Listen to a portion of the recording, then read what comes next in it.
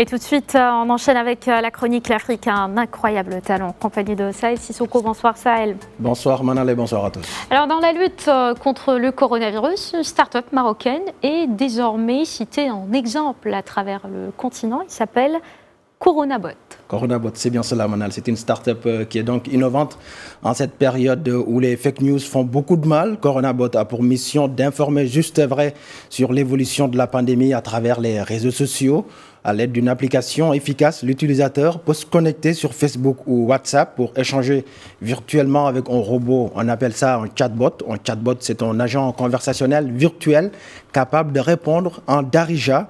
Pour ceux qui ne le savent pas, les chatbots sont des programmes dotés d'intelligence artificielle qui peuvent simuler une conversation naturelle avec un humain. Pour distiller ces informations, Coronabot se base sur le ministère de la Santé et l'Organisation mondiale de la santé, donc des sources dignes de foi. Pour plus de détails, écoutons 3 membres de cette plateforme qui se veut révolutionnaire. C'est tout à fait naturel pour nous de participer à l'effort citoyen pour lutter contre cette pandémie. Rapprocher l'information fiable du citoyen marocain était un levier important dans cette lutte. Nous avons voulu ainsi mettre à profit nos compétences en matière de nouvelles technologies, notamment l'intelligence artificielle, au service de cette cause qui nous concerne tous. Coronabot repose sur du NLP, Natural Language Processing, ou traitement de langage naturel en français. C'est un ensemble de techniques qui fédèrent la linguistique, l'intelligence artificielle et le software afin de donner à un programme la capacité ou la faculté de comprendre le langage humain. Et c'est en se basant sur ces techniques-là qu'on est arrivé à construire un moteur NLP customisé pour Darija. Avec Coronabot, nous avons essayé de couvrir plusieurs volets en puisant les différentes informations et données de sources fiables. Donc on a l'OMS, l'Organisation mondiale de la santé, et on a le ministère de la Santé. Donc ceci inclut, à titre d'exemple, les symptômes de la maladie, on a les gestes barrières, les moyens de prévention, on a les questions par rapport à Ramid, on a aussi les différents numéros verts dans le numéro Allo Yaqada. On a aussi les questions par rapport au confinement, donc tout ce qui se passe un peu au Maroc, par rapport à l'actualité au Maroc.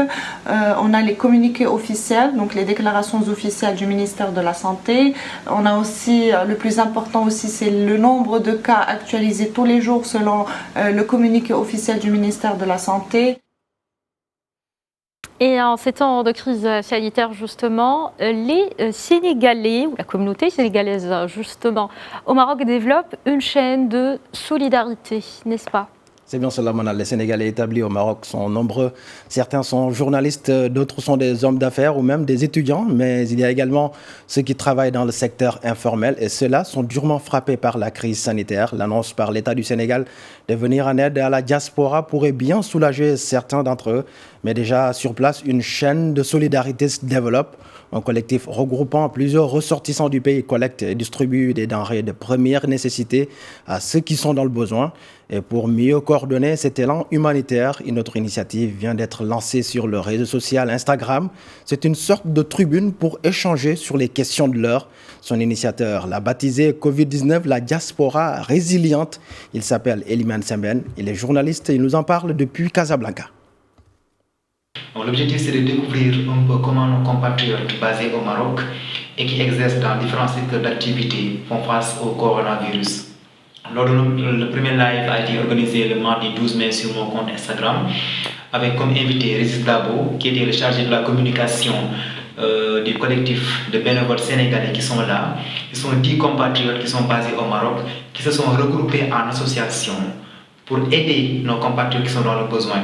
Aujourd'hui, ils ont pu toucher plus de 1500 personnes à qui ils ont distribué des denrées alimentaires grâce à des donateurs qui sont là, des Sénégalais, des Marocains et des associations également. Mais nous n'allons pas nous limiter à ces initiatives citoyennes. Nous allons aussi inviter des entreprises, des entrepreneurs sénégalais qui sont là, qui ont des entreprises et des employés et qui sont face également à ces difficultés avec le confinement. Des étudiants également, des travailleurs sénégalais qui sont dans les centres d'appel, des autorités diplomatiques, consulaires également sénégalais, de même que des dirigeants associatifs, pour voir un peu comment ils gèrent cette pandémie qui est d'une ampleur sans précédent, mais également comment ils se projettent sur la période post-Covid-19. Nous allons aborder la place des subsahariens aujourd'hui dans les mesures prises par l'État marocain. Nous allons aborder également le fonds diaspora de l'État sénégalais ainsi que d'autres questions par rapport à ces compatriotes aujourd'hui. Et c'était une belle surprise, hein, Oui, Iliman Samben, qui était d'ailleurs mon camarade de classe à l'Institut supérieur de l'information et de la communication, et à travers lui un grand salut à toute la communauté sénégalaise et subsaharienne en général au Maroc. On va enchaîner Manal à présent pour vous jeter un coup d'œil sur l'image du jour. Elle va faire sourire certains supporters parisiens qui se moquent souvent de sa maladresse devant le but, mais je vous assure, l'international camerounais Eric Maxime Choupo-Moting a du talent. Le tout nouveau champion de France savoure son déconfinement à sa manière. Regardez.